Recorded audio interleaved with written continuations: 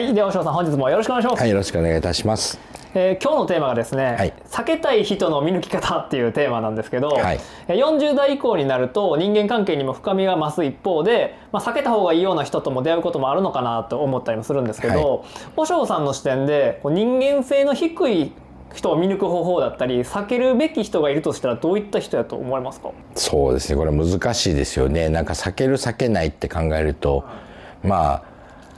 自分が嫌な人から避けて通りたいのはもちろんそうですけど、馬が合わないなら避けて通ってもいいんじゃないかな。どうしても付き合わなきゃいけないんであれば、やっぱり自分自身が成長することじゃないかなと思います。足りないのが自分だと思えば、うまくコミュニケーション取れてないのも自分だと思いますし、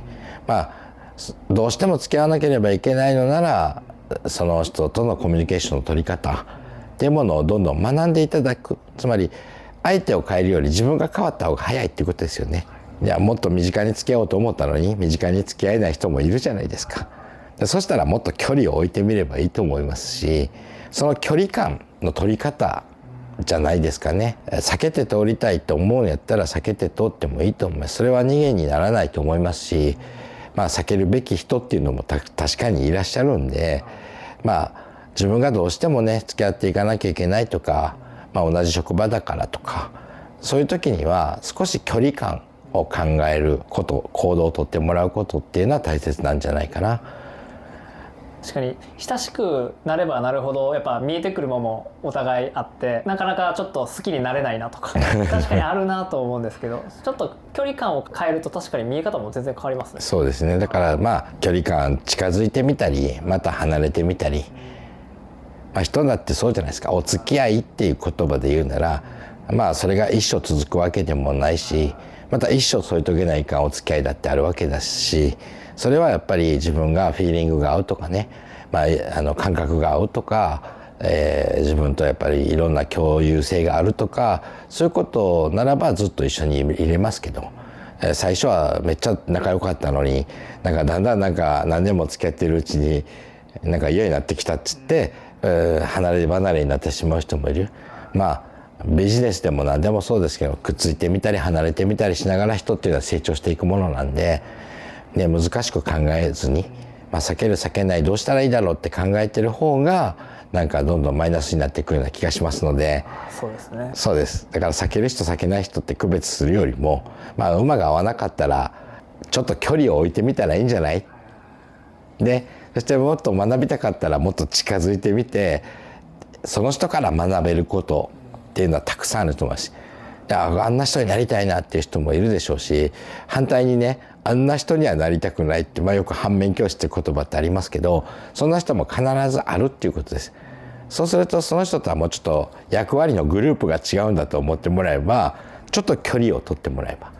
避ける避けないっていうとちょっとね、またネガティブな言葉になると思うんで、ちょっと距離を置いてみたとか、ちょっと距離を近づけてみたとか、そういう感覚で物事を見ていただく方が自分も楽になるんじゃないかなと思います。そうですね。はい。確かにそうやって、学びとしてその近づくのは、いいとしても、本当に嫌で無理して距離を近づいて自分がネガティブになるぐらいやったら、やっぱり確かに距離を置いてお互いがいい関係になれる方が絶対いいですよね。そうですね。だから近づけば近づくほどやっぱり感情的になってしまうのも人間なんで、それやったらちょっと距離を置いてみるっていうことは大事じゃないかな。